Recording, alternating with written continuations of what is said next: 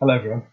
I hope you had a nice sunny half term and that you're all raring to go for this next bit of the course. This is sort of the end point of this particular project for first year. So after the 23rd of June, you get your feedback on the project, you have a bit of a review, and then we start to look forward to you doing a summer project in preparation for the second year. So essentially, you're almost finished with the first year. And we start to look at what it is that you're going to do in the second. Okay. Key things to do this week, so the week beginning the 1st of June.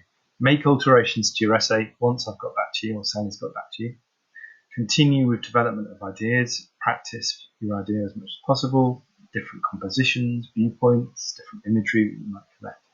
Catch up with unfinished areas in your sketchbook. So any gaps and things like that.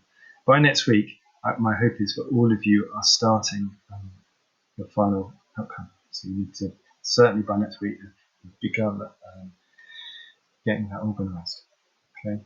I would say 2 or 3 compositional sketches, maybe some photographs to practice that. And then the final submission is going to be on a PowerPoint for most of you, unless you do bring in your books if you are coming into college. We'll upload it via Teams. Please upload it through Teams as much as possible. It's much easier when it's in one place and things don't get misplaced. I won't be able to look at things as easily on email, and I will look at things that I submitted on Teams first. Okay.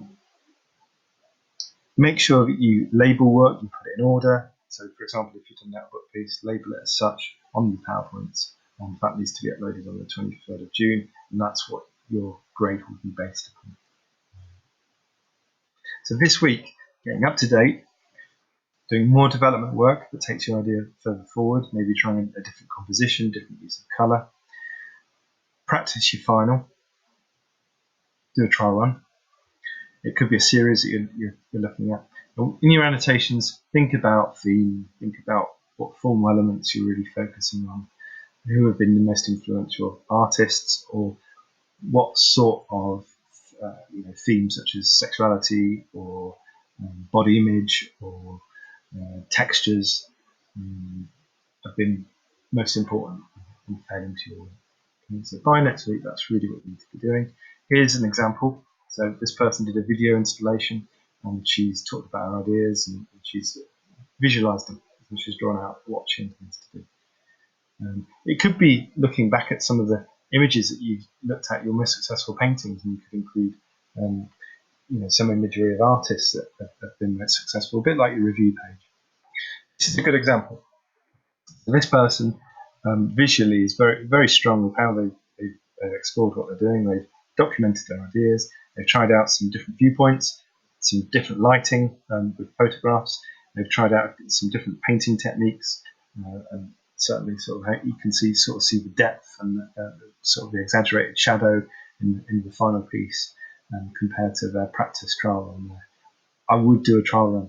It's like doing any sort of assessment or a final piece, practice it before you end up doing it. Or do a series if you work better that way. This person did a practice run, a trolley just on its own, and then they decided to change the composition, and they preferred to photograph of they had the trolley chucked in the lake. So make sure you get organised. If you need specific things, you can ask. I've sent out a couple of you the odd sort of bits of paper or what have you, fabric. Or if you want to come and collect it at the front of the college, I can maybe sort that out for you. But you might need to collect photos. You might need to do some practice studies or drawings, get specific materials, and practice. Practice what it is that you're doing. Keep doing that until the final deadline. Make sure your sketchbook develops. Make sure it links back to the artists that you've looked at in terms of how you develop your exploration. Use your best pieces of work so that you show refinement, and it all needs to come together at the end so you select your best work to carry forward.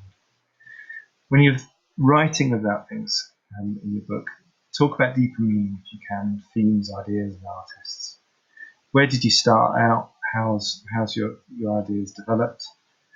Give it context. So you've been inspired by particular